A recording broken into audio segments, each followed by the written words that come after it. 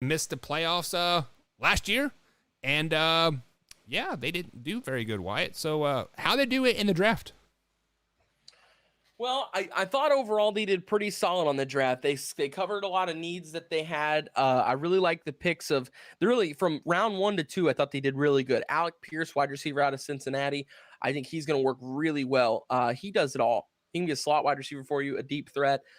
So pairing him with Matty Ice is going to be really fun to watch. And Jelani Woods, who could be the best receiving tight end in this draft. He's the fastest tight end per the combine, I believe. But he's just a freak athlete. He's a really fast and athletic tight end who can move all over the field. You can throw him the ball, he can go up and get it. So I really like Jelani Woods. Bernard Raymond, another guy, offensive tackle.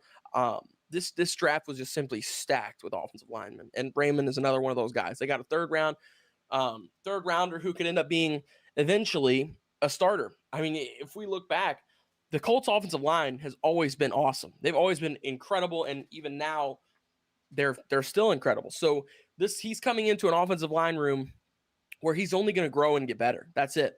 And if he doesn't, then he'll be on his way, and they won't have him anymore. So then they got Nick Cross, a good safety, adds to their defense. And then same with the rest of the list here. Eric Johnson, another just a good defensive tackle. Same with Curtis Brooks, just adding some of that depth there at that defensive tackle position, as well as Ogletree at the tight end position. Jack Doyle is starting to get older, and they needed to fill up that tight end room with some youth. So they did just that. And then also Rodney Thomas, defensive back out of Yale. Once again, he can play safety or corner for you. So he's an exciting player. I'm really excited to see what he does with this defense too. He's a late round guy that I think could actually have an impact pretty early.